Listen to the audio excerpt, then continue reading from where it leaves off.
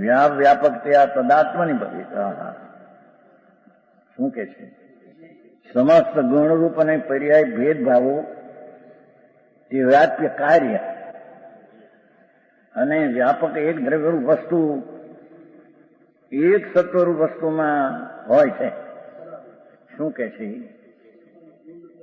કે ગુણ ને પર્યાય જે નિર્મળ છે એ એનું વ્યાપ્ય છે અને આત્મા તેનો વ્યાપક છે.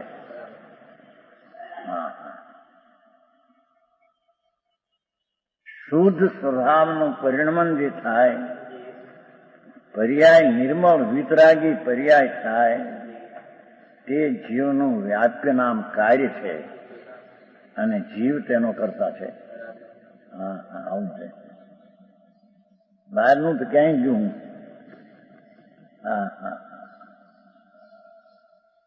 સમજાણું કાંઈ?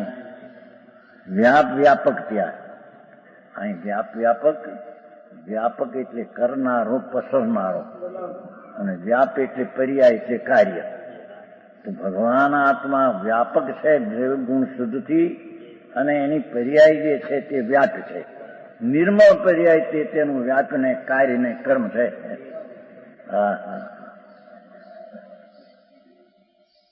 આશા તો પકડાઈ ગઈ છે. જીવું પડે શું થાય ભાઈ? રે 84 ના અવતાર કરીને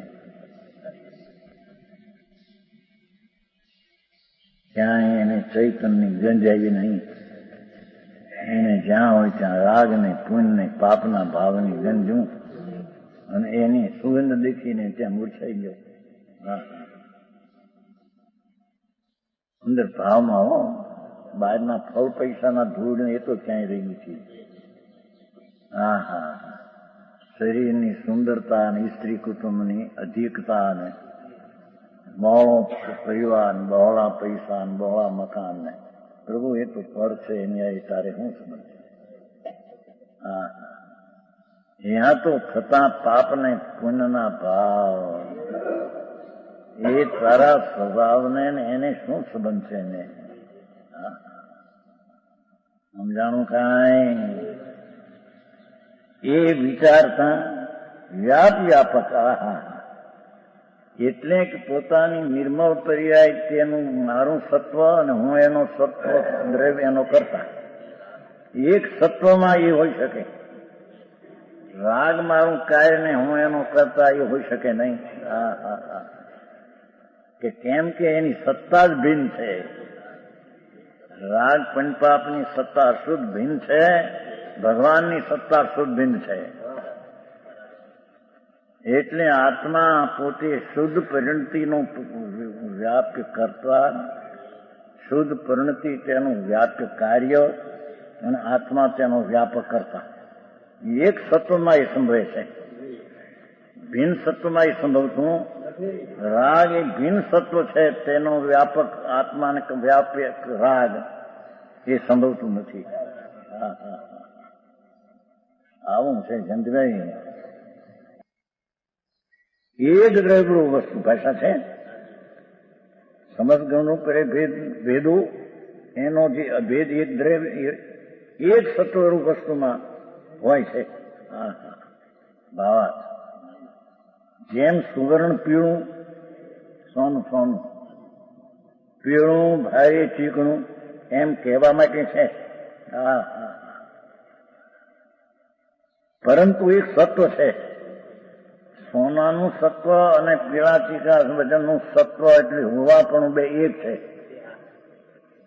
તેમ જીવદ્રવ્ય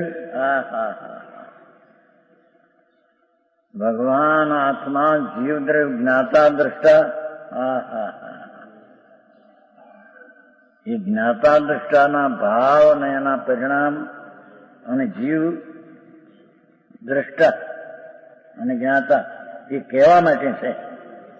જ્ઞાતા દ્રષ્ટાના પરિણામનો આત્મા કરતા, અને આત્મા તેનો કાર્ય. આત્માનું એ જ્ઞાતા દ્રષ્ટાના પરિણામ કાર્ય.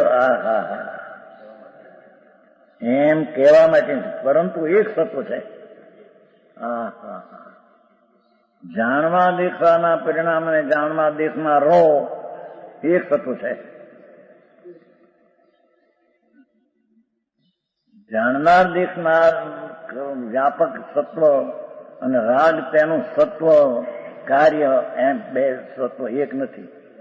બે ના સત્વ તદ્દન જુદા છે. એ પ્રમાણે એક સત્વમાં વ્યાપકતા હોય છે. શું કે છે આત્મા જ્ઞાતા દ્રષ્ટા અને એના જ્ઞાતા દ્રષ્ટાના પરિણામ બધું એક સત્વ છે. એક સત્વમાં વ્યાપકતા હોય એટલે કે આત્મા જ્ઞાતા વસ્તુ છે એ કરતા વ્યાપક પસરનાર અને નિર્મળ પર્યાય તેનું વ્યાપ્ય કાય એમ હોઈ શકે. સમજાણું કાંઈ વિતરાગ માર્ગ ઝીણો ભાઈ.